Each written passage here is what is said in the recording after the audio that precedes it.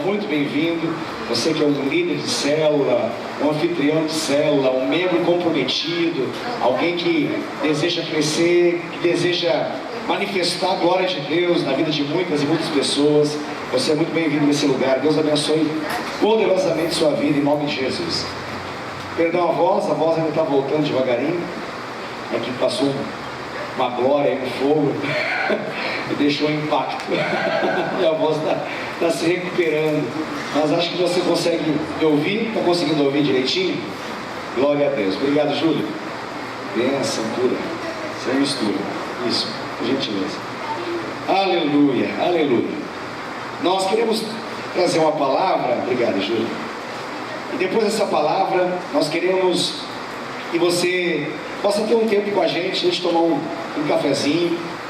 A gente preparou lá aquela mesa com carinho para que você possa saber que você é muito especial para nós, que nós amamos vocês, que vocês são líderes poderosos, extraordinários, excelentes e avivados, líderes do coração de Deus para essa igreja, para essa cidade, homens e mulheres que já têm feito muita diferença e farão ainda mais diferença na vida de muitas e muitas pessoas. Então, a gente quer expressar como igreja nosso carinho por você. A gente convida aqui ao final, depois dessa ministração, dessa palavra, você fique para a gente poder ter um tempinho de comunhão, tomando um cafezinho, comendo um bolinho lá, tá bom? Vai ser bênção com certeza. Aleluia. Eu quero ministrar uma palavra ao seu coração. Eu convido você a abrir a sua Bíblia no livro de Romanos, capítulo 16.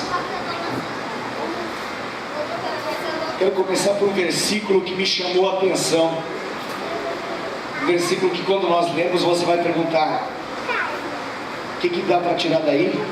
E eu acredito que Deus vai poder falar conosco a partir desse versículo. Romanos capítulo 16, verso 13.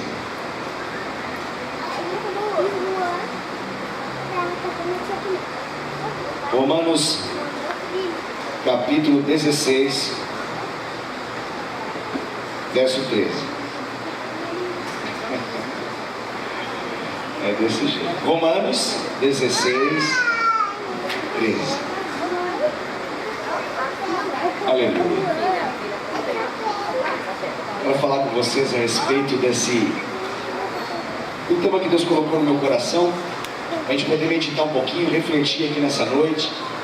Eu quero, em nome de Jesus, que o Senhor possa ser utilizado essa palavra para poder falar ao seu coração, motivá-lo, encher você de poder e de consciência, de clareza, de responsabilidade com aquilo que Ele te chamou a viver. E eu quero fazer uma distinção entre servir ao Senhor por obrigação e servir ao Senhor por amor. Servir ao Senhor por obrigação ou servir ao Senhor por amor. Amém? Então vamos meditar por meio desse versículo. Se você abriu a sua Bíblia em Romanos capítulo 16, verso 13, você vai perceber que ali está uma saudação. É uma saudação que o apóstolo Paulo está fazendo. Ele diz o seguinte, ele está enviando uma igreja, essa carta para uma igreja, a igreja de Roma, por isso o nome Romanos, né? Ele está terminando. Nós estamos aqui nesse capítulo, é o último capítulo do livro de Romanos, da carta que ele enviou aos Romanos. E no versículo 13 do último capítulo, ele está mandando uma saudação. Então ele diz o seguinte, saudai Rufo. Rufo. Sabia que você ia imaginar isso. O Tony está aí? Não, o Tony não está, né? Senão o Tony também ia imaginar isso. O Ederson logo imaginou o Rufo, já trabalhou com o Rufo, né? Sabe o que significa. Quem sabe o que é Rufo aqui? Algumas pessoas sabem o que é Rufo, né? Rufo é um negócio que ninguém dá muita bola, muito sentido, mas quando complica, envolve a questão de calha.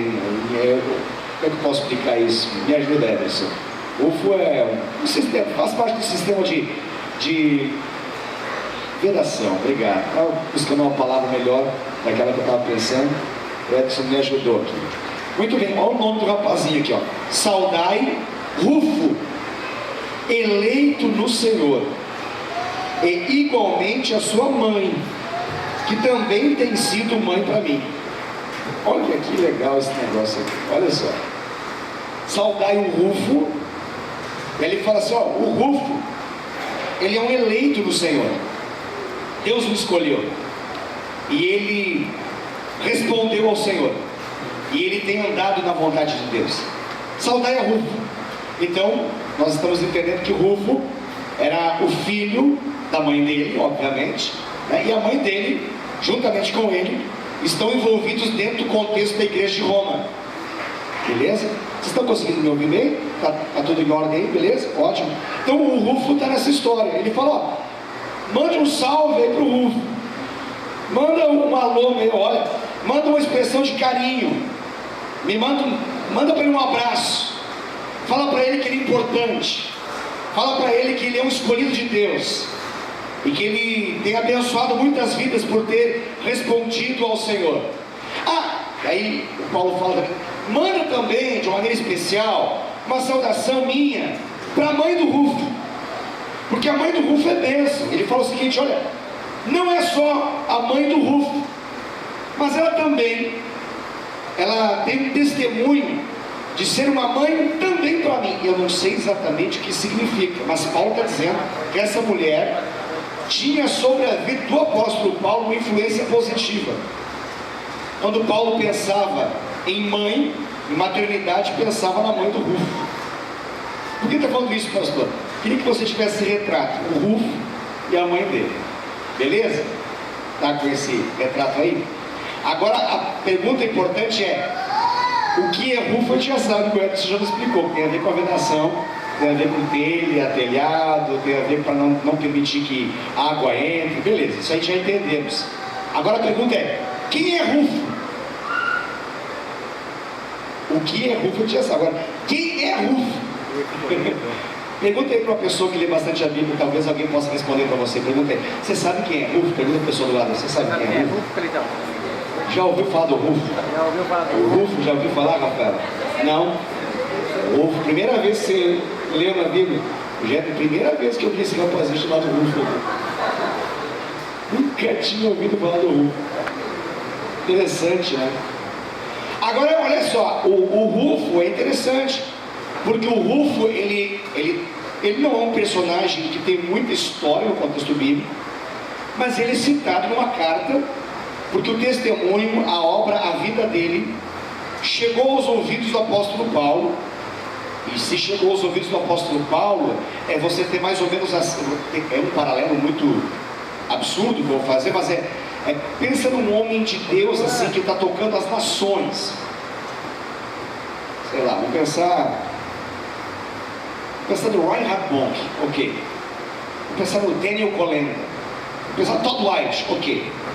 Aí um dia, estou citando algumas pessoas que eu conheço e que tocam as nações. Aí um dia, manda um e-mail qualquer, chega esse e-mail pra gente, fala assim, ó, manda um abraço pro Leandro. Exemplo assim, a gente pensa, meu Deus, o Todd White está citando o Leandro. Então logo, o Leandro, o testemunho, o exemplo, a vida, está gerando não apenas um impacto a nível local, mas está gerando um impacto a nível mundial, porque o líder de grande expressão mundial, que é o apóstolo Paulo, está reconhecendo na figura, aqui no caso, né? Está reconhecendo na figura do Rufo, alguém que é digno de uma saudação especial. Fala, saudai o Rufo, porque é um escolhido de Deus. E também, mande um salve aí também, saudai a mãe do Rufo, porque a mãe do Rufo, meu Deus, aí eu sinto o apóstolo Paulo dizendo, ela não é apenas a mãe do Rufo, ela é uma mãe de uma geração de pessoas, inclusive para mim. Sensacional isso. Aí você pensa numa mãe, saudai, pensa numa mãe, pode ser a Ju, imagina, Todd White, saudai a Ju, saudai a Tânia, saudai a Vanessa, olha que coisa impressionante, a Adriele, a Priscila, por quê? Porque são mães, tocam a geração inteira, e me tocaram também. A gente fica pensando, meu Deus, talvez o Rufo e a mãe dele, que não é citado o nome, não vai ter tanta relevância no contexto bíblico, Mas naquele momento histórico, essas duas pessoas tiveram muita relevância. Porque o apóstolo Paulo citou eles e de modo muito bom, positivo. A pergunta ainda continua: quem é Rufo? Bom, a gente já sabe que ele tem uma mãe. Já é um bom começo, né? Ele tem uma mãe e nós não sabemos o nome dela. Olha que maravilha. Vamos tentar traçar o perfil do Rufo. O Rufo é o filho da mãe dele. E a mãe dele, nós não sabemos o nome dela. A pergunta que se faz é: ele tem pai? Pergunta pra mim, ele tem pai? Tem pai? Tem. Agora pergunta pra mim: pastor, você sabe qual é o nome do pai do Rufo? Pergunta pra mim. Eu sei. Eu sei. Agora a gente vai ler junto, quer ver? Vamos lá. Abra comigo em Marcos, capítulo 15. Verso de número 21. Marcos 15, 21. Ó, parece que vai vir chuva aí, hein?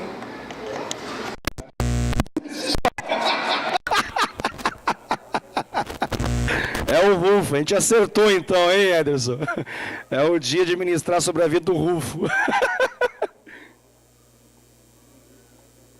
Vamos lá, acharam aí comigo?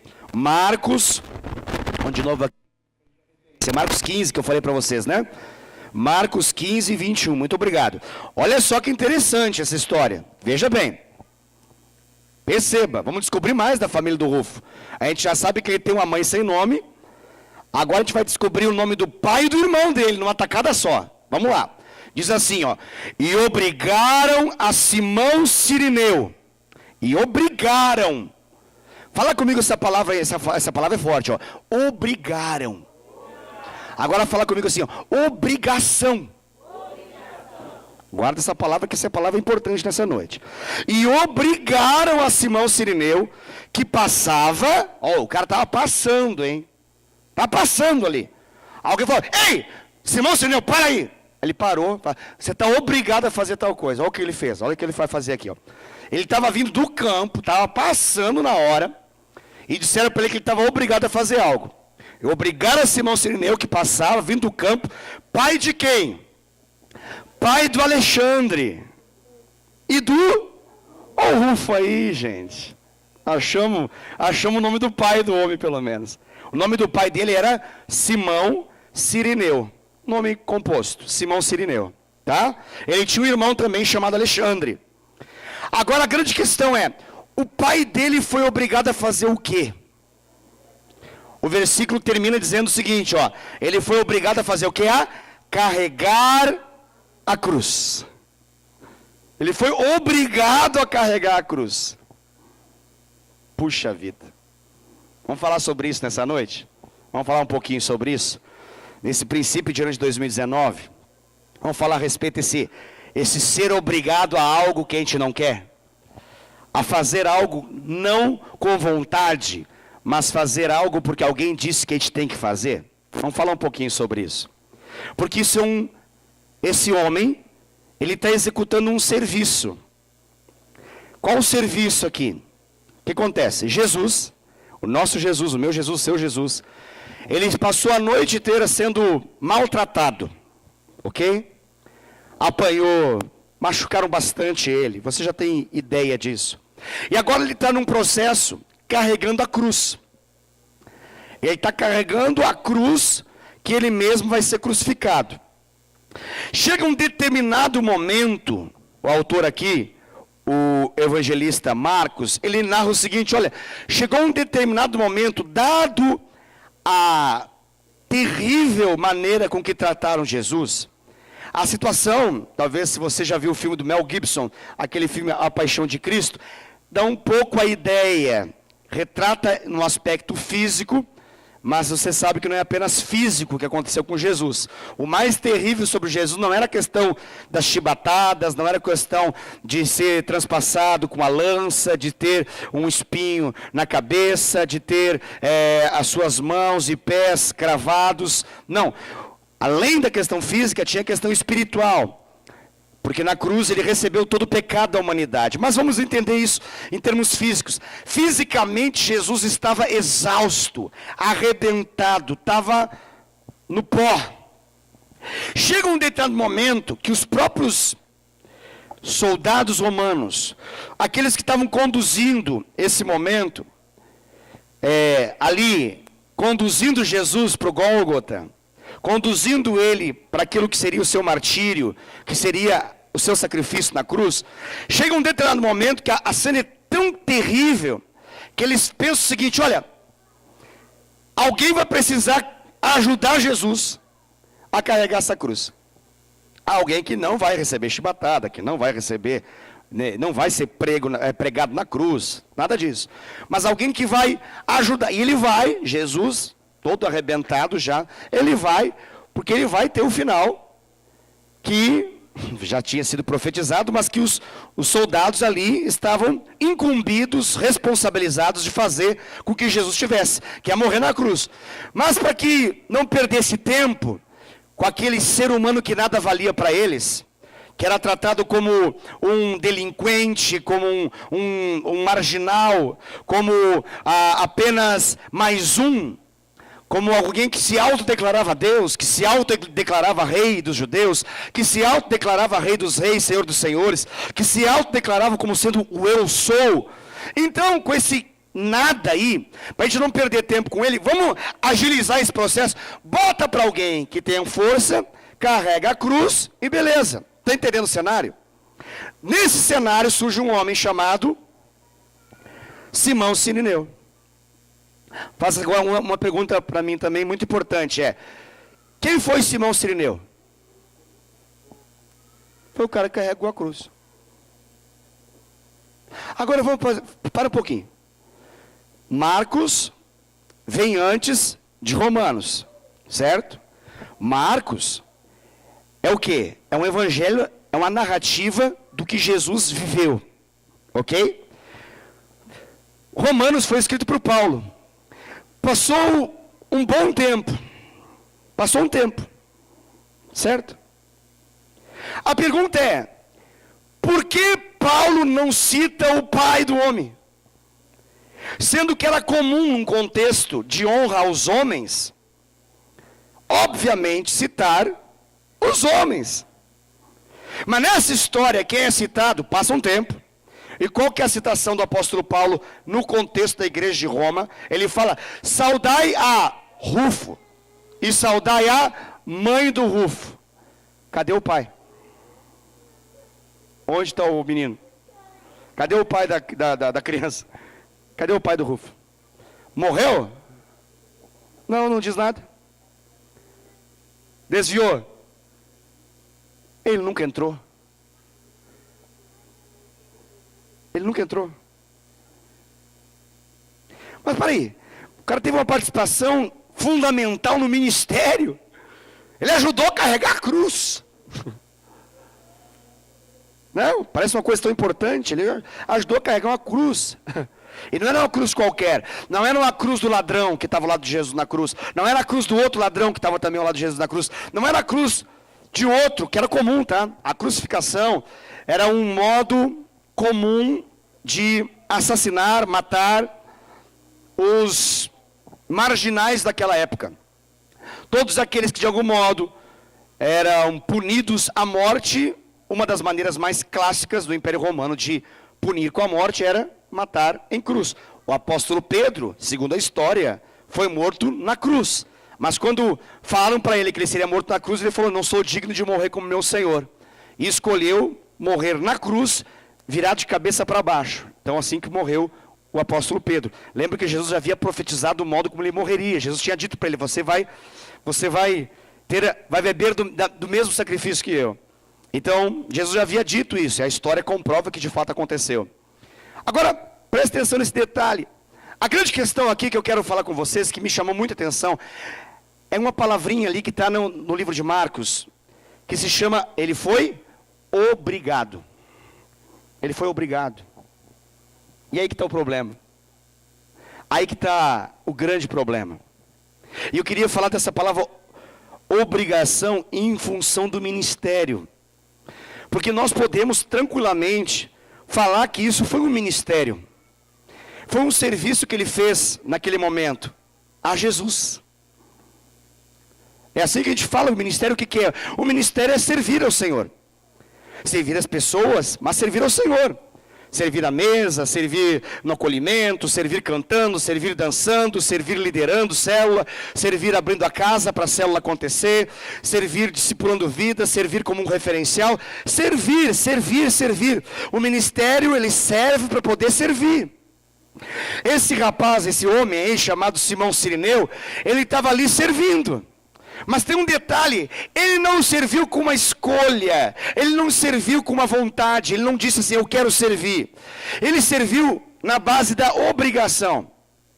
E eu quero provar por meio dessa história para você, que servir na base da obrigação não passa de uma estação. Servir na base da obrigação não passa de uma estação. Pela misericórdia de Deus, às vezes até o filho de quem serviu por obrigação vai virar crente e vai ser uma bênção. Às vezes, quem serve por obrigação, pela misericórdia de Deus, a esposa converte e vira uma bênção e vira uma mãe de muitos. Mas quem serve por obrigação vai ser esquecido na história. Não vai valer de nada. Por quê? Porque isso eu quero dizer claramente para você. Porque servir na base da obrigação não serve para Deus. Não tem nenhuma passagem bíblica que nos fale que nós devemos servir ancorado, baseado numa sensação de obrigação. Talvez você pense, não, pastor, mas peraí, responsabilidade nós temos que ter. Concordo plenamente. Então, se responsabilidade tem a ver com obrigação, então nós temos que ter obrigação. Não, calma. A responsabilidade, ela é algo secundário no ministério. Ela só existe em função daquilo que eu quero falar como contraponto dessa mensagem. Eu falei para você que ia falar sobre servir a Deus por obrigação ou servir a Deus por amor. Por amor. E aí que está a grande questão de todas.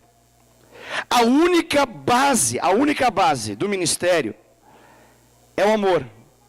Só que o detalhe é que o amor, ele não é como às vezes a gente imagina, porque a gente pensa a palavra amor, e a gente entende o amor como uma coisa assim que, amor é livre, amor dá para fazer o que quer. É exatamente o contrário. O amor é justamente o oposto disso. O amor é exatamente o oposto dessa história. Mas ele precisa ser a base. Porque senão, quando eu me sentir tentado a desistir de qualquer processo daquilo que eu comecei, se eu reconhecer e olhar para o começo dessa história e perceber assim, eu estou fazendo o que eu estou fazendo por obrigação, eu paro. Agora, o meu senso de responsabilidade é ativado quando eu sou tentado a desistir, e eu penso, o que me levou a fazer o que eu faço? E eu chego à conclusão que o que me fez fazer o que eu faço foi amor. Aí é diferente. Bom, não entendi, pastor, você falou que o amor ele compromete? Sim, totalmente. O amor ele compromete a sofrer. O amor ele compromete a crer. O amor ele compromete a suportar. O amor ele compromete a esperar. O amor é extremamente comprometedor. Não extremamente, ele é absolutamente comprometedor. Não tem como viver o ministério se não for na base do amor. Deixa eu falar uma coisa para você. O ministério é insuportável para quem não vive ele na base do amor. Ele é uma das coisas mais indigestas da vida, mais horrorosas de se fazer, se não for feito na base do amor. Dito isso, a grande questão é, pastor, como que eu garanto se há amor ou não há amor? Bom, a grande garantia de se há amor ou não há amor é de que o amor, que é a minha resposta para o Senhor, ele é uma consequência da revelação do amor dele pela minha vida. Deixa eu falar de novo, porque essa é uma frase meio complexa, tá? Vamos de novo. O que diz ali? O cara estava passando, Não queria compromisso, não queria nada, não queria nada. Ele estava passando, estava vindo do campo. Alguém falou, não tem quem colocar, não tem você. Já viu ministério assim? Tem ministério assim, às vezes até o nosso pode virar assim. Não tem quem colocar, não tem o que fazer, eu estou com um pepino para resolver, tem um abacaxi para descascar lá, eu não sei. E você, Júlio? Eu? Não, faz, tem que fazer, porque não tem outro para fazer, tem que ser você, entende? Claro que o Júlio não é assim, estou dando um exemplo para você entender, obviamente o Júlio não é assim, mas para você entender. O camarada, tá bom. Sabe como é que vai ser o ministério? Vai ser igual carregar uma cruz. Vai ser igual. Mas essa cruz é a cruz que Jesus está falando, nem de perto. Carregar uma cruz de madeira nos ombros é moleza. Carregar a sua própria cruz que Jesus disse, isso é outra coisa. Parei, não entendi, pastor. Jesus disse assim, quem quiser ser meu discípulo, deve fazer algumas coisinhas. O pré-requisito para ser discípulo é, negue a si mesmo. Negue a si mesmo. Tome, aí ele falou a minha cruz, né? Ele falou isso, né? Ele falou a sua cruz. Tome a sua cruz. E, follow-me, siga-me, me siga. É só isso. Ou seja, vamos de novo. O requisito para andar com o Senhor Jesus, ser discípulo do Senhor. O requisito para manifestar sua glória na terra. O requisito para ser protagonista de um avivamento. O requisito para você ser usado poderosamente nas mãos de Deus. O requisito, tá? É esse. Vamos de novo? Ele disse, né? Negue a si mesmo. Tome a sua cruz. E siga-me. Simão Cirineu não negou a si mesmo. Simão Cirineu não tomou a sua cruz, ele tomou uma cruz de madeira que Jesus estava conduzindo e ficou muito irritado com isso. E falou, nunca mais me aproximo dessas crentaiadas aí. Porque esse povo é louco. A gente está passando de bolo, nos envolve nos negócios, quando vem a gente está fazendo, nem quer fazer. Você está louco.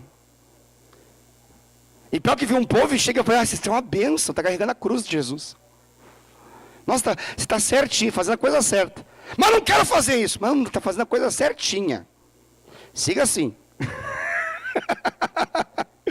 Você tem uns motivadores para os outros carregar a cruz, né? Vai lá, isso, força, isso, tá indo bem, uau, isso, não desanima não. Sabe? Isso é avivamento, pastor? Não. Não tem nada a ver com avivamento.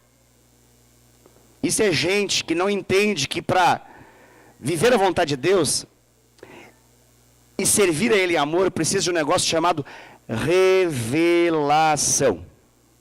Revelação.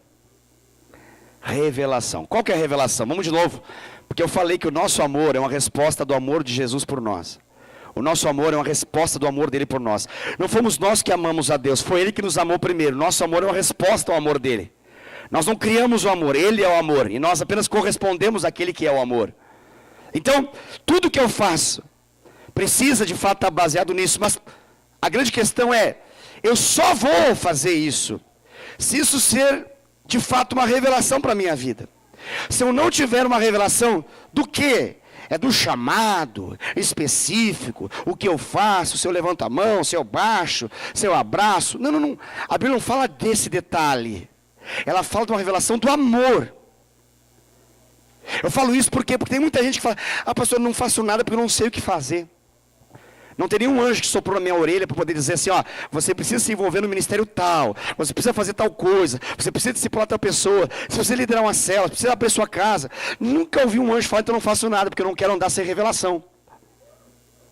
A revelação que nós precisamos para poder servir ao Senhor é a revelação do seu amor.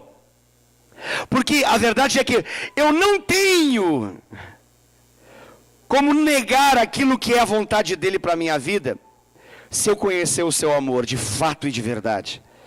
se eu conhecer o amor dele, de fato e de verdade, eu vou querer comprometer a minha vida com aquilo que é a vontade dele. E o que vai acontecer com a minha vida? Bom, o que vai acontecer com a minha vida é que eu vou virar um Rufo. Porque eu vou ser reconhecido como um escolhido de Deus. E esse negócio de ser escolhido de Deus é um mistério, né? É um mistério na teologia, é um mistério para a mente, é um mistério. E eu não quero desvendar um mistério que há 21 séculos as pessoas se debatem para poder entender entre soberania de Deus e resposta do homem. Eu não quero dizer para você, ó, agora eu vou dar a resposta que ninguém nunca deu. Não vou me atrever a isso. Mas a pergunta que eu faço para você é, Simão Cirineu não poderia estar incluído no rol dos crentes? Simão Cirineu não poderia ser um homem que tocaria a sua geração para a glória de Deus? Simão Cirineu não poderia ser aquele que Paulo diria, mandar um salve aí para a galera, ó, Simão Cirineu, você é um homem de Deus, pastor da sua casa, um exemplo para o rebanho, líder na igreja de Roma, você é o cara, meu Deus, aquela experiência de ter carregado aquela cruz, mudou a sua história, você nunca mais foi o mesmo, e agora você está ministrando na vida de milhares. Poderia ter dito isso. Não tem uma menção do nome Simão Cirineu. Quando Paulo fala, queria saudar o Rufo e a mãe dele. O Rufo e a mãe dele. Você entende isso? Você entende esse negócio? Servir por uma obrigação é religiosidade. Servir por obrigação é religiosidade. E eu tenho muito receio nessa mensagem, porque eu sei que tem gente carnal que fica esperando uma mensagem como essa para poder dizer, tá aí, ó, é sempre isso que eu penso. Eu penso isso faz horas. Agora eu vou chegar para o meu discipulador e falar assim, ó, eu tive uma revelação, o pastor Wesley me trouxe uma mensagem da parte de Deus, e era tudo que eu queria poder dizer para você, ó, eu estou me sentindo obrigado a fazer um monte de coisa e não quero mais fazer. Tá certo fazer isso, pastor? Talvez, mas eu acho que não. Como assim acha que não, pastor? Se você foi chamado pelo Senhor a fazer algo, aí não é aos homens que você dá uma resposta, é a Deus. Agora, se você foi chamado por um soldado romano a fazer alguma coisa, não vai ter um pingo de revelação na sua vida. Não vai ter nada. Você vai ver Jesus do lado. O teu Salvador vai estar do lado. Aquele que é o Deus encarnado, por mais que está com a sua carne toda arrebentada, mas não deixou de ser Deus, está ali do lado, que pode mudar a história da sua vida, como mudará e mudou a história do mundo. Ele pode mudar a sua, está do lado, mas você não consegue reconhecer, você não consegue ver. Por quê? Porque não tem revelação, não tem revelação. Você só entrou no negócio porque alguém disse, pega esse negócio aí. Pastor, carregar a cruz é o quê? É doença, é enfermidade? Não, quando Jesus fala, não confunda, porque a gente fala assim, nossa, ai, essa é a minha cruz.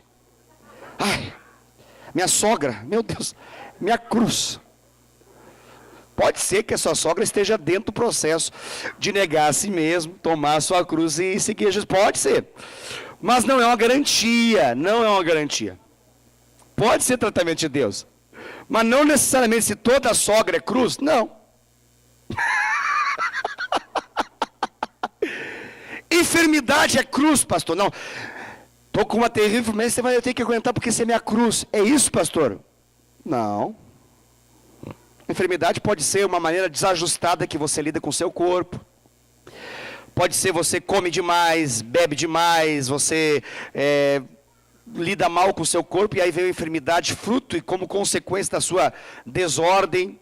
Não adianta chamar de cruz. Porque se você chama de cruz, você fala assim, essa é a vontade de Deus para a minha vida. Aí você tem que abraçar aquela doença e falar assim, é minha doença amada. É a cruz. Eu tenho que tomar ela, falar, minha cruz.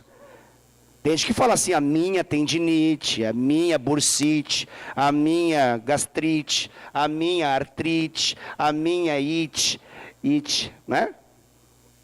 Tem gente que fala assim. Agora chamar isso de cruz, não tem nada a ver, isso não é bíblico não. Então explica o que é cruz. Bom, aquilo que Jesus está mencionando. Negar a si mesmo, tomar a sua cruz, é a mortificação da sua vontade, mortificação da sua carne. Detalhe, eu escolho a cruz. Ela não vem sobre mim e me agarra. Ela não fica presa no meu peito um penduricalho que fica saltando assim. Ah, que bonita que tem uma cruz ali, ó. Olha, aquela cruz dele. Olha, ele pula e ela salta, que legal. É a cruz. Se fosse isso, seria tão fácil, né? A gente até vendeu umas cruzes grandes assim, para garantir que está todo mundo na benção. Não é? Pode carregar a cruz, pode vestir a cruz, pode botar uma camiseta de cruz, pode fazer cruz o que você quiser. Até no dia da sua morte você pode colocar uma cruz lá em cima, naquele lugar onde você morreu, está resolvido. Mas não tem nada a ver com cruz. Não tem nada a ver com cruz. Não tem nada a ver com cruz. O que é cruz? Cruz é quando o seu horizonte se encontra com a vertical do Senhor na sua frente. É quando o seu caminho, a sua caminhada, ela toca num ponto chave, aonde você vê a vontade de Deus escancarado diante de você, e você passa a segui-la. É quando o horizontal toca o vertical. Isso é cruz. Isso é cruz. Cruz é isso. Cruz é quando eu vou caminhando e diante de mim se escancara que eu estou vivendo alheio à vontade de Deus, contrário à vontade de Deus, e eu vou precisar tomar uma decisão. E a partir desse momento eu vou passar a viver para o Senhor. Isso é cruz. Eu quero com isso mencionar que o Senhor, Ele te chama a você viver intensamente o ministério que Deus tem para a sua vida. Pastor, ministério o que é? É ser pastor? Não confundamos. Existe um ministério que é ser pastor, mas existe inúmeros ministérios. O que é ministério? É servir ao Senhor, servindo vidas. Sempre assim. É sempre assim. Ah, meu ministério de oração, mas você vai orar só para os anjos? Fala, ó Senhor, abençoa o anjo Miguel, que ele possa continuar fazendo aquilo que ele faz sempre, cada vez mais e mais, guerreando nas batalhas, desembanhando a espada e lutando as grandes batalhas. Senhor, abençoa a vida do Miguel. Também abençoa a vida dos arcanjos. Não existe, né? A gente ora por quê? A gente ora em função de vidas. Ou seja, tudo o que a gente faz no ministério tem a ver com vidas. Ou seja, ministério é servir ao Senhor, servindo vidas. Isso é o ministério. Isso é o ministério. Deus te chamou ao ministério. Eu tenho certeza disso. Deus te chamou a servi-lo. Eu tenho certeza disso. A grande questão aqui é que essa palavra mostra para você que existe uma possibilidade de te servir ao Senhor, entre aspas, no modo Simão Sirineu. No modo Simão Sirineu. E existe uma outra realidade de servir ao Senhor, servindo vidas, que toca até o apóstolo Paulo, que é o modo Rufo e a mãe dele. O Rufo e a mãe dele. E nós vamos precisar entender essa realidade na nossa vida. E essa mensagem, ela não serve para você poder chegar à conclusão, eu estou servindo por obrigação, vou parar. Não, ela serve para poder confrontar você de que você precisa de uma revelação do Senhor. A revelação do seu amor, a revelação da sua vontade, a revelação de quem Ele é para você. Porque é indesculpável, não tem para onde correr. Se nós tivermos uma revelação de quem Deus é, nós não conseguiremos deixar de servi-lo. É impossível. Todos aqueles que tiveram a profunda revelação de Deus, concluíram dizendo para o Senhor, usa a minha vida. Quando você abre a sua Bíblia em Isaías capítulo 6, lá tem uma história fantástica, de como um homem é chamado ao ministério. O nome desse homem é o próprio escritor do livro, que é Isaías. Ele fala assim, olha, no ano da morte do rei Uzias, eu vi o Senhor. Ele diz assim, ó, eu vi o Senhor sentado no seu alto e sublime trono. As abas das suas vestes enchiam o templo. Serafins estavam por cima dele. Esses serafins, cada um deles tinha 6 asas. Com 2 asas cobriam o rosto. Com 2 asas cobriam os pés. E com as outras 2 asas voavam e clamavam uns aos outros, dizendo, Santo, Santo, Santo é o Senhor dos exércitos. Toda a terra está cheia da sua glória.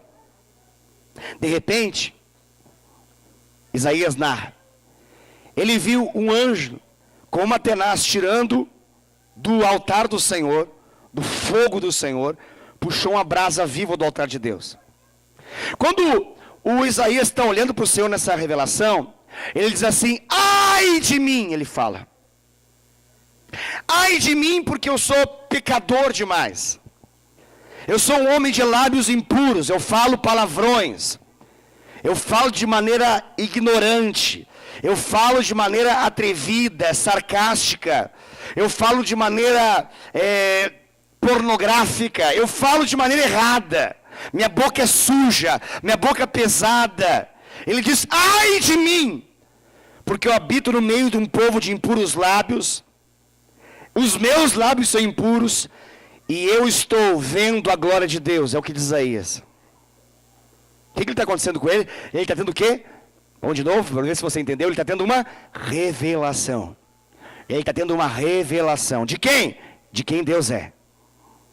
Ele diz, ai de mim. No instante que ele fala, ai de mim, o amor de Deus sobre a vida dele vai se manifestar. Olha que loucura isso. Isso é louco, isso é poderoso. Porque Deus não é um Deus que bota um espelho na nossa frente para a gente poder ver a nossa miséria simplesmente. Ele é um Deus que quando nós percebemos a nossa miséria, e assim começa a nossa caminhada com Deus, e assim começa o ministério também, Ele nos leva a uma convicção do pecado, da justiça, do juízo. Mas na medida que a gente confessa e diz, ai de mim, na medida que a gente confessa a nossa culpa, o nosso pecado, na medida que a gente tem uma revelação dele e de nós mesmos, e do quão longe, absurdamente nós estamos dele, por causa do pecado, então nós confessamos nossa culpa. O que ele faz? Ele perdoa. E olha como que isso acontece, de modo espiritual, tá? Isaías 6 mostra como que acontece a cura na nossa vida. Isso é poderoso. Isso é poderoso. Isaías 6 mostra como que acontece a cura. Porque a cura acontece, a gente fala, o Rafael de repente tem um pecado na vida dele, ele confessa o pecado, eu oro com ele, glória a Deus, ele é perdoado dos seus pecados, ele é purificado dessa impureza. E aí passa um mês, 2, 3, e eu pergunto um dia para ele, Rafael, como é que está naquela área? Ele fala, pastor, eu estou curado. Eu estou curado. Eu não sei exatamente tudo que aconteceu, mas naquele dia que o Senhor orou comigo, um milagre aconteceu na minha vida, eu não estou pecando mais naquela área, glória a Deus, aleluia. Aí a gente fica perguntando, mas como é que acontece no mundo espiritual? Como é que acontece assim, na clareza de quem vê a realidade espiritual? Isaías 6 narra. Ele diz assim, ó, quando ele foi convencido do seu pecado, ele grita, ai de mim! O que Deus faz? Um anjo com uma tenaz é como um garfo que pega no meio da brasa. Foi lá, pegou uma brasa viva do altar do Senhor e tocou o quê? O que ele confessou? Ele disse, ai de mim, tem olhos impuros. Foi isso que ele falou, né? Aí o anjo tocou nos olhos. Ai de mim, eu ando em caminhos errados, meus pés tocam em zonas horríveis. Aí tocou nos pés, foi isso? Não, ele falou, ai de mim, porque eu tenho lábios, minha boca não presta. Tenho lábios impuros. Então, olha a cura. O anjo do Senhor, isso é espiritual total, tá? A gente não vê essa realidade, a não ser que Deus abra a visão para a gente poder ver isso. Mas nesse exato momento, a brasa tocou a boca, a boca de Isaías. E da boca de um cara de boca podre, fez desse cara a boca de Deus na terra. Uau! O cara era um boca suja, agora vira a boca de Deus na terra. Meu Deus do céu. Meu Deus do céu. Agora para um pouquinho, cura, beleza. Cura todos nós já tivemos, aleluia, glória a Deus. Já fomos curados em tantas áreas da nossa vida, glória a Deus. O discipulado já se encarregou de fazer muita coisa na nossa vida, glória a Deus. A gente está numa igreja abençoada, na visão do MDA. A gente é cuidado, a gente pode confessar pecado, a gente pode ser curado. O anjo pode vir com a brasa viva, tocar nosso lábio, nossos olhos, nossos pés, nosso coração, qualquer parte. Aleluia. Mas olha como é que desenrola o rolo aqui. Olha como é que essa visão se manifesta. Chega um momento que ele ouve o Senhor. E ele ouve a Deus, e Deus tem olha só, Deus tem um clamor, o clamor de Deus. E Deus diz assim: a quem enviarei? A quem enviarei? Você poderia traduzir numa palavra: um cara é boca suja, vem um anjo de Deus, tira com o fogo do altar do Senhor, toca a boca dele vira boca profética, boca bendita. Qual é o nome dessa palavra que você poderia dizer, senão amor? Amor, amor, amor. Isaías teve uma revelação do amor de um Deus, que não precisava fazer, mas fez na vida dele. Beleza, instantaneamente depois da revelação do amor, grave esse detalhe, ele teve a revelação do amor, agora ele vai ouvir a Deus. E ele ouve Deus, e Deus está dizendo, Deus na Trindade fala o seguinte: o Pai está falando com Jesus, Jesus está falando com o Espírito Santo está falando com Jesus, Jesus está falando com o Pai. Há uma conversa na Trindade, as palavras estão no plural, e ali está escrito: a quem enviarei? Quem há de ir por nós? A Trindade. A quem enviarei? E agora, diante disso, não tem uma obrigação, não tem um soldado romano puxando, não tem um pastor, um líder de célula, um supervisor de rede, nada, não tem ninguém puxando aqui não. Aleluia, Isaías 6 é Deus na veia, ok? Deus na veia, não é obrigação dos homens, é revelação de Deus, porque se é revelação dos homens, não dura uma estação, e a gente vai ficar pulando de galho em galho até achar uma coisa melhor, e é que nem roupa, quando está velho a gente joga fora e vai para o novo, é que nem carro, quando já está ruim a gente troca, amém? Fica por aí, não, fica por aí.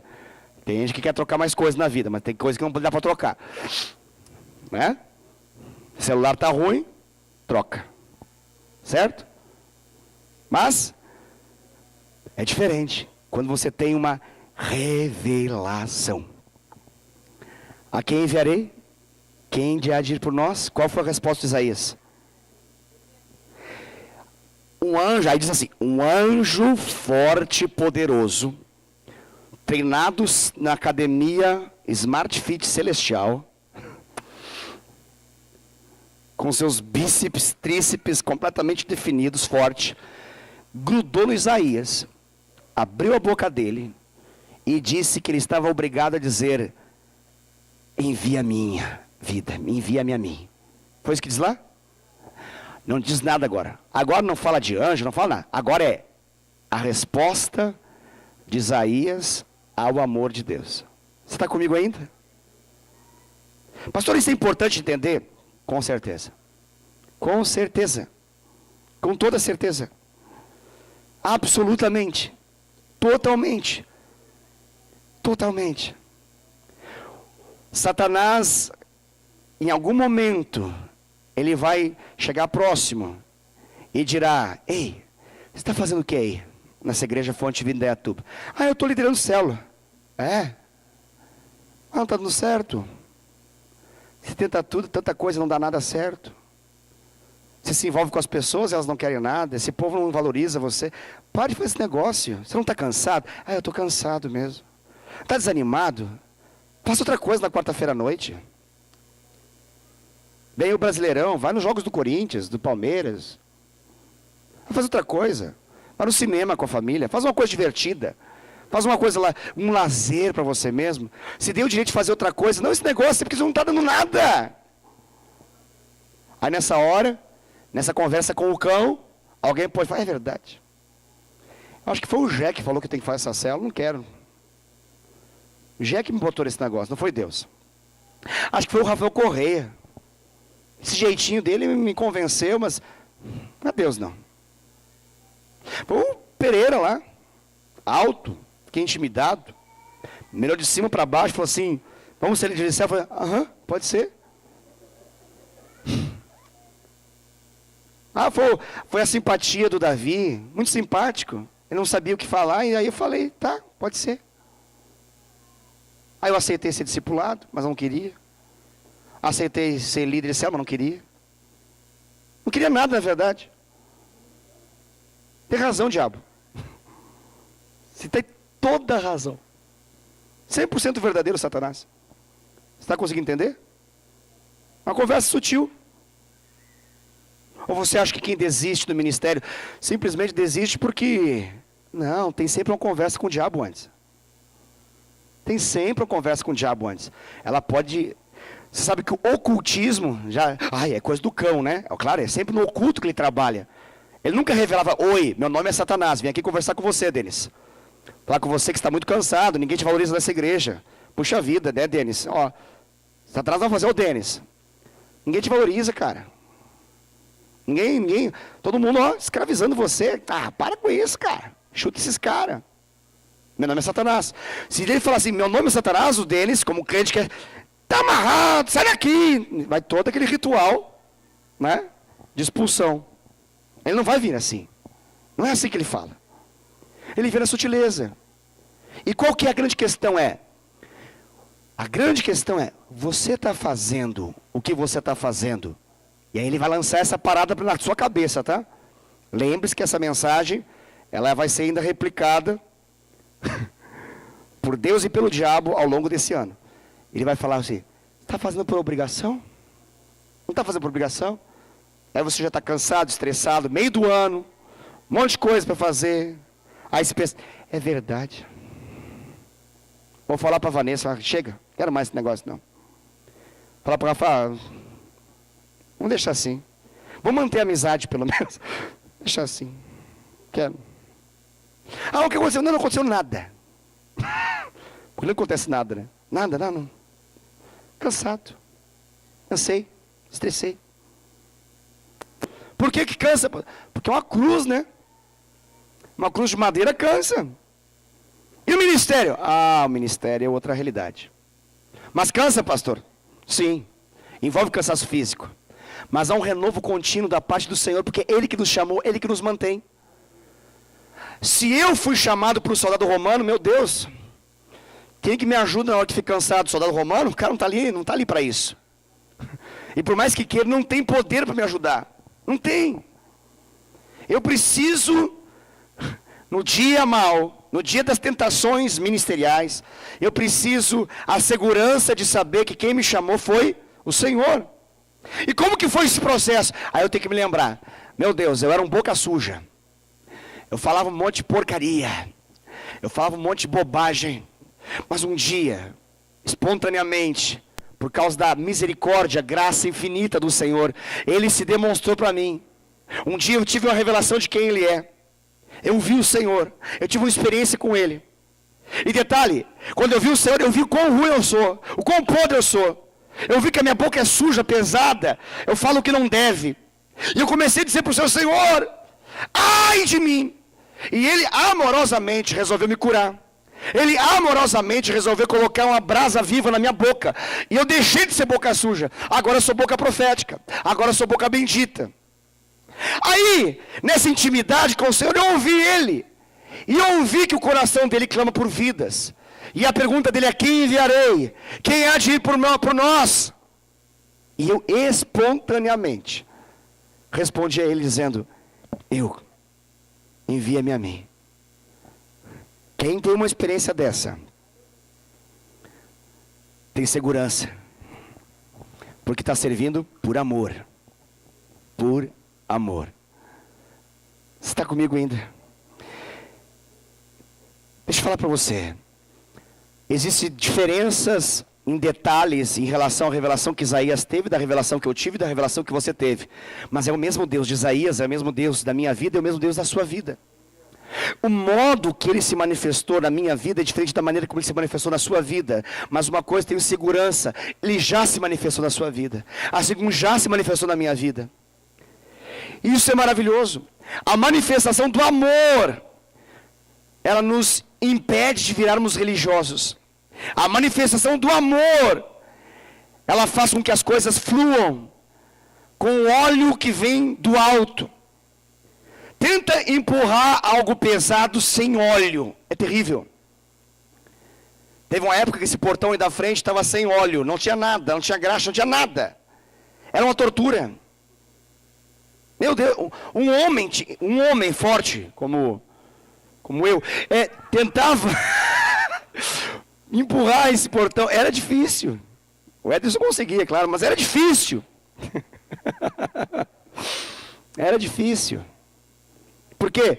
Não tinha óleo. Você está entendendo? A serventia do óleo lubrifica. Esse óleo sagrado, esse óleo santo, não é necessariamente o óleo que está aqui, ó. Eu posso pingar óleo em você à vontade, você vai lambuzado para casa.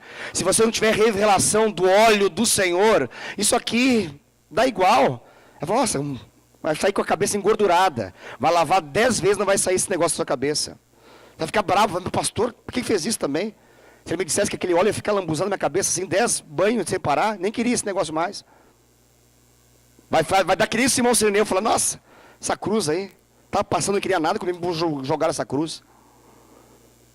Está conseguindo entender? Quando você tem uma revelação dele, tudo muda. Deixa eu dar uma olhadinha aqui no geral, para ver se eu não estou falando bobagem, não. Peraí, deixa eu só dar uma olhadinha. Não estou falando nenhuma bobagem, nenhuma. Eu conheço vocês todos, sabia? O que eu menos conheço é aquele jovem que está do lado do Everton, eu menos conheço.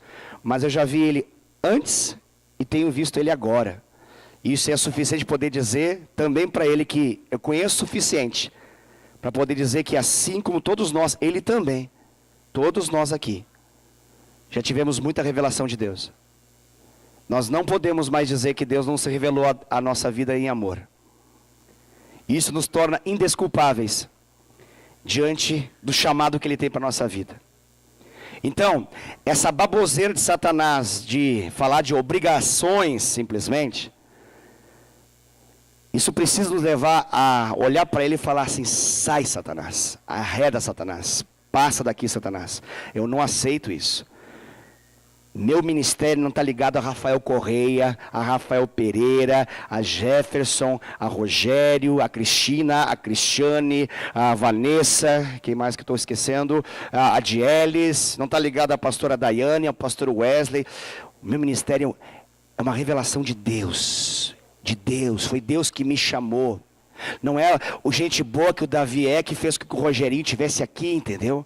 Porque se por mais gente boa que o Davi seja, um dia o Rogerinho está numa batalha, Satanás se aproxima, fala com ele, e fala, você está lá porque eu... Como dizer não para o Davi? Davi é muito gente boa, nossa, eles são envolventes em amor. Larga, vai fazer outra coisa da vida. Nesse dia ele tem que falar, cala a boca, Satanás. Não é com Davi não é com a Priscila, é com Deus, é com o meu Senhor, Ele me chamou. Você consegue entender? Você consegue entender isso? É muito forte. Anderson, é muito forte. Tem que ser além de qualquer coisa humana. Porque se for alguma coisa humana, quando a gente tiver um conflito, a gente para de fazer. Repita, essa foi forte, hein? Ixi. Vamos de novo. Quando é forte, a gente tem que dar uma ênfase. De novo. Como é que eu falei? Quando é uma coisa humana, quando dá um pipoco, a gente para de fazer. Mesmo que seja para Deus. E os pipocos acontecem às vezes. Explica esse negócio, pastor. Eu não sei o que acontece na vida. Acho que é porque a gente é limitado, pecador e falho. Um dia eu olho para o Rogério meio atravessado, o Rogério olha para mim atravessado, a gente fica meio... Tem gente que entra nessa e fala, não quero mais. Quero mais esse negócio não. 99% das baixas ministeriais é por quê? Eu não quero mais esse negócio não. Não me ama, não me quer, não faz isso, não faz aquilo, não me valoriza, não me fala aquilo, não... E aí vai. Ah, pastor, mas essas coisas não são importantes, motivação? Claro que é, irmãos. Claro que é. Mas se eu tenho um chamado no Senhor, a minha segurança está nele. Todo o tempo.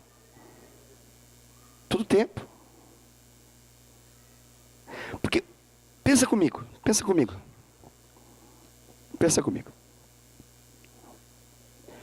Vou dar um detalhezinho e com isso eu encerro para a gente poder comer.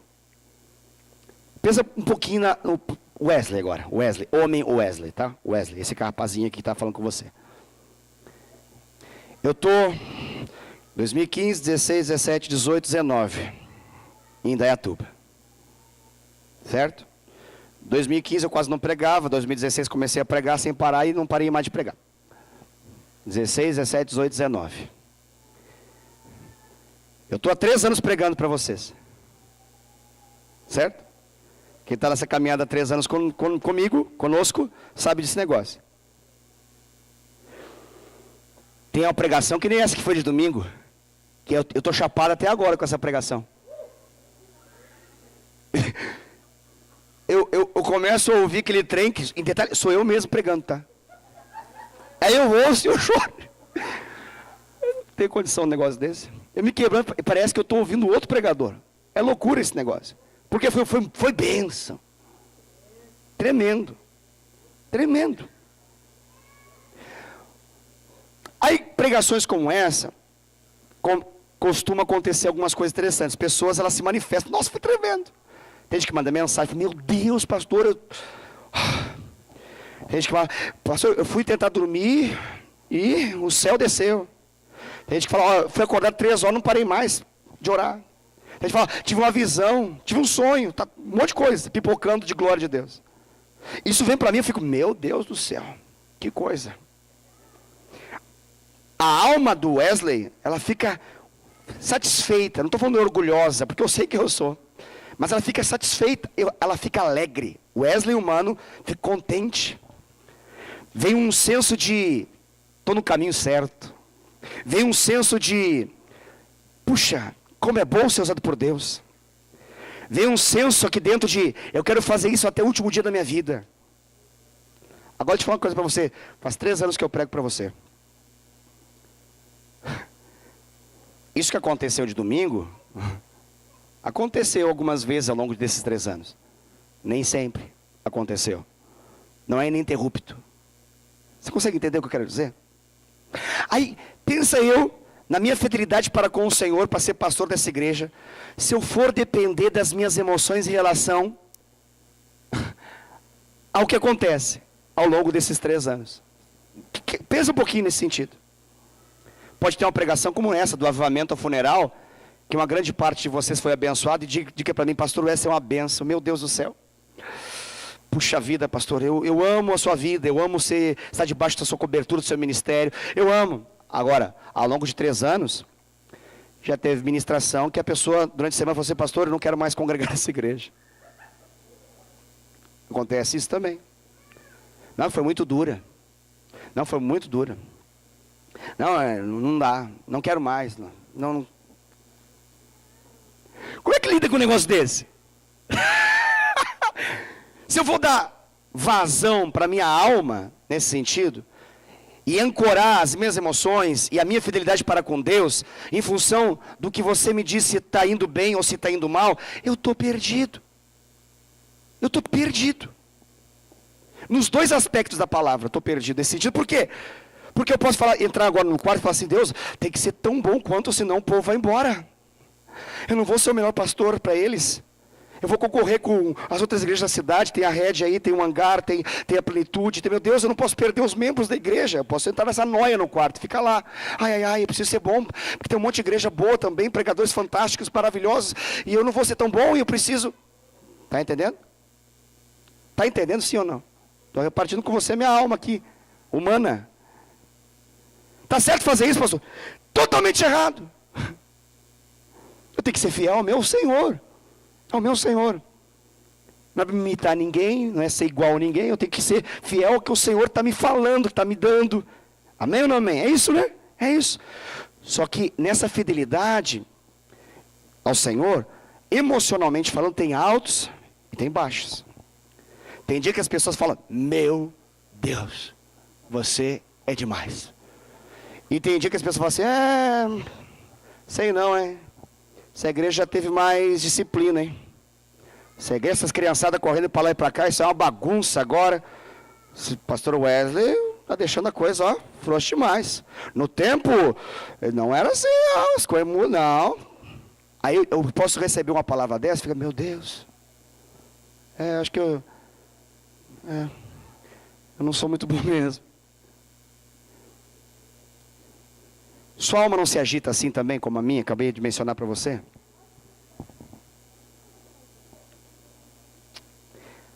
Agora, me pergunta, aonde você vai ancorar o seu ministério? No que você vai ancorar o seu ministério? Para fazer o que você foi chamado a fazer. Nós temos o 2019 inteiro pela frente. Aonde você vai ancorar o seu ministério? No que os outros acham? Num senso de obrigação, porque eu sou um Simão Sirineu? Ou você quer estar entre aqueles que são Rufo, a mãe dele, e dizer, não, eu sou escolhido de Deus. Eu tenho experiência com o Senhor, eu tenho revelação com Deus. Meu negócio é com o Senhor. Meu negócio é com o Senhor. O nosso negócio precisa ser com o Senhor, irmãos. Você pode, vou falar uma coisa bem séria para você. Eu sei que você ama essa igreja. Mas você não pode amar mais essa igreja do que o seu Senhor. Porque se você ficar nesse negócio, eu amo essa igreja, fica que nem gente que casa, ama, passa um tempo, não amo mais. Deixei de amar. Porque acontecem algumas coisas que mudam, não amo mais. Minha preocupação não está no quanto você simplesmente expressa o quanto você ama essa igreja. É claro que uma revelação do amor de Deus sobre a sua vida e da resposta que você dá ao amor dele, é óbvio que vai fazer você amar essa igreja. Óbvio. Mas se você fica simplesmente nessa minha igreja, às vezes a igreja dá uma mudada. Deus faz a igreja dar uma mudada, isso te deixa desconfortável. Você para, você não quer mais. Estou tentando dizer com isso que qualquer outro lugar que você ancorar, que não seja o amor de Deus, é frágil. É frágil demais. É frágil. Ancore no Senhor. Amém? Glória a Deus. Aleluia. Amo você, tá? Não esqueça disso. Eu amo você. Vamos ficar de pé, queridos? Deus é bom. Demais. Aleluias. Aleluias. Aleluias.